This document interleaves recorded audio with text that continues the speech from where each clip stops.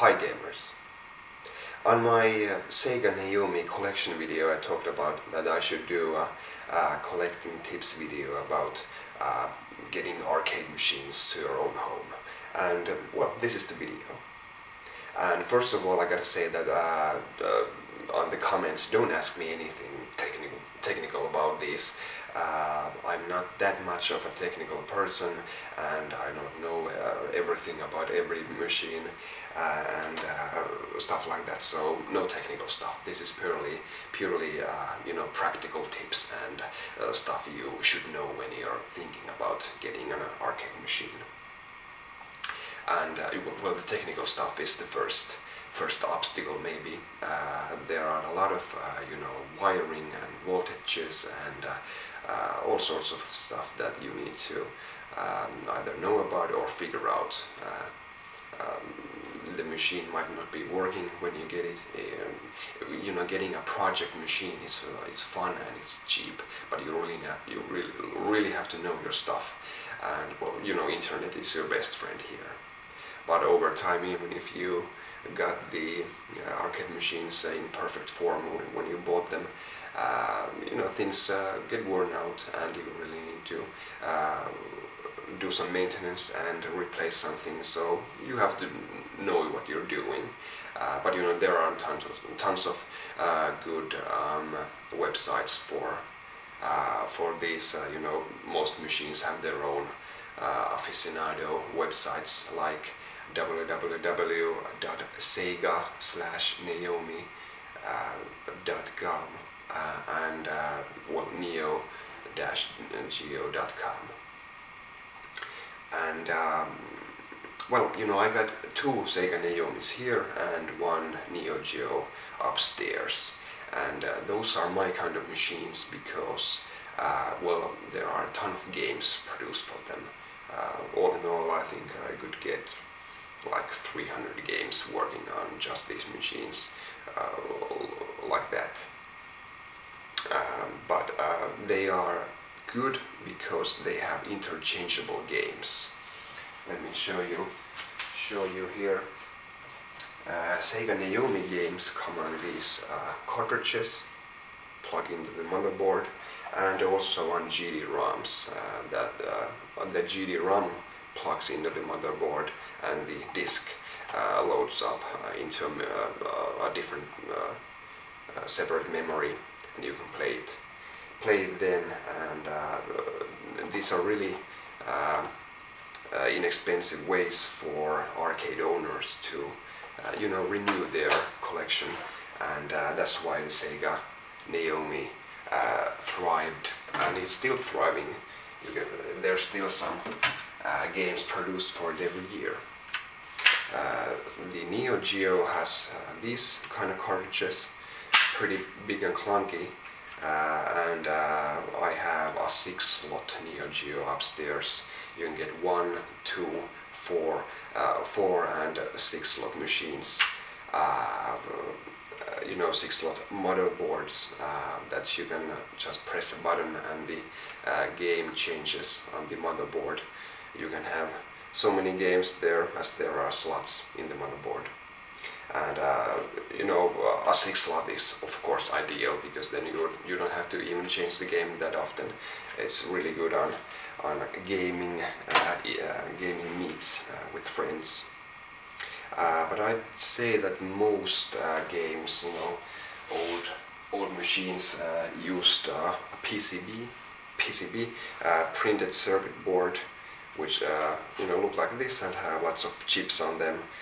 This is Street Fighter 2 running on a Capcom CPS-1, Capcom Play System 1.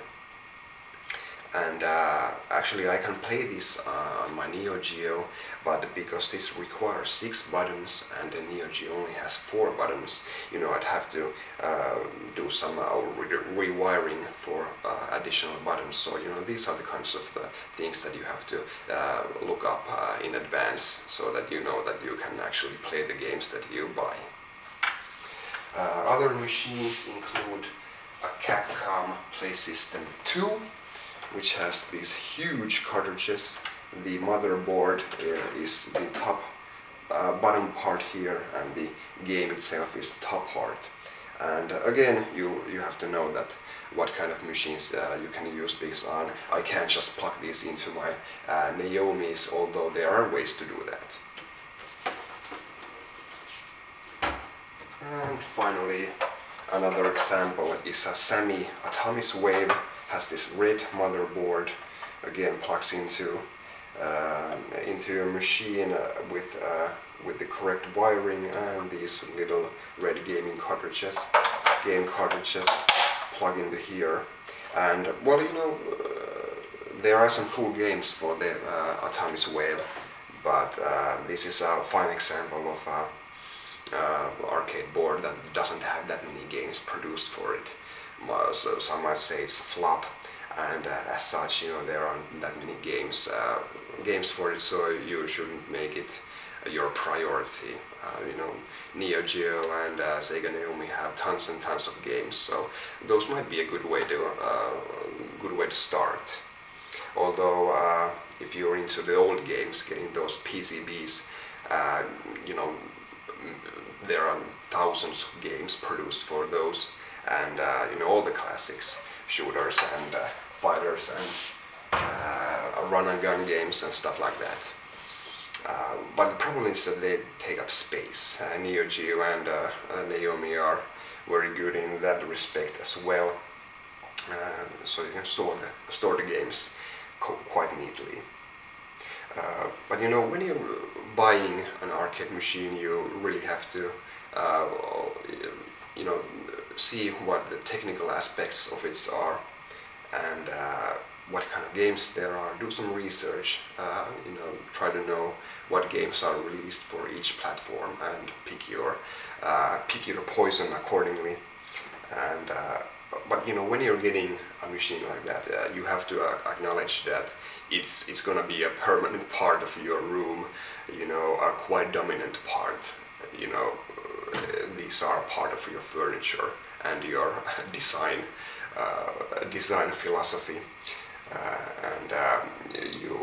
Well, Sega Naomis are quite appealing in my opinion. These are the universal cabinets, basically available only in Europe and Japan. So in the US, Sega Naomis are usually in these wooden cabinets, kind of retro style, and not that appealing in my opinion.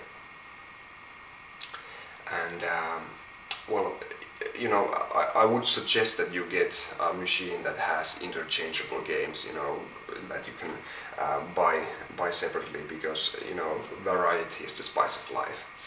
You know, even if you're the biggest fan of a game, you know, naturally you grow tired of it after a while. So it's really good that you have the maximum amount of games that can be played on your machine, so it gets the maximum usage out of it. You know, you don't want to have it turned off at the corner of your room. That's a shame.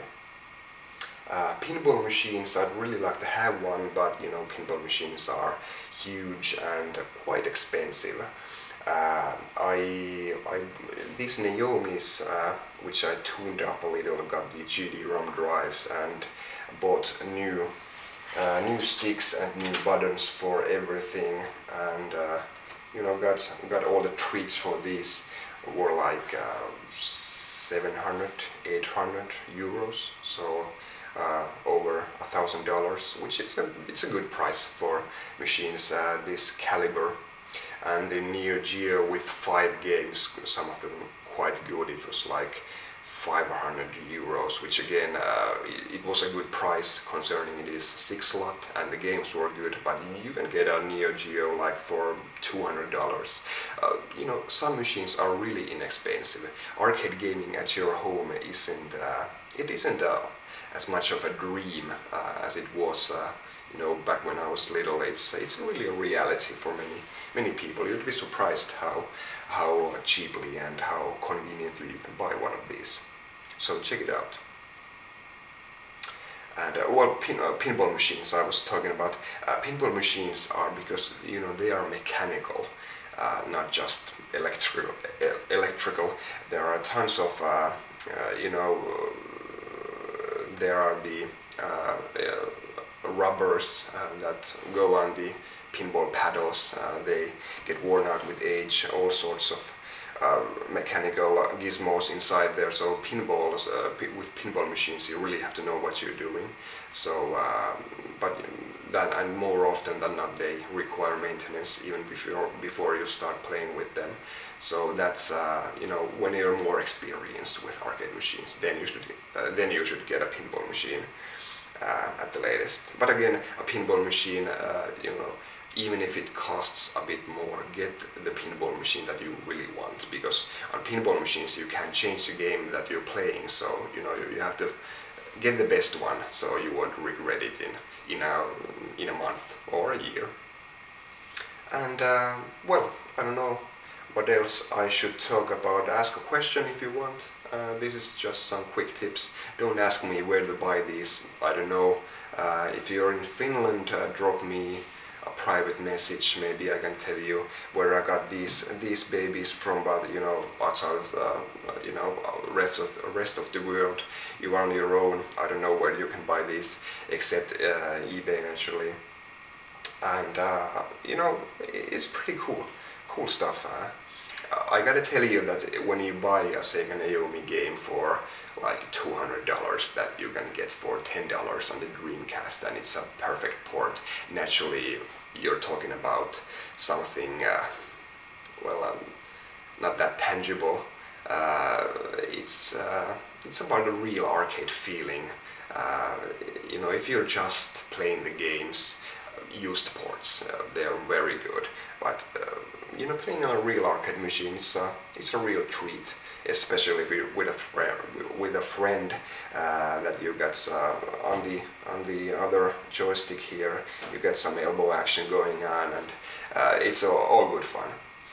And but you have to really be committed to you know, wanting the actual arcade feel. And you know, it's not cheap. Not as cheap as consoles can be, but definitely worth it in my opinion. And you know, just some quick tips here, and I thank you for watching. See you next time.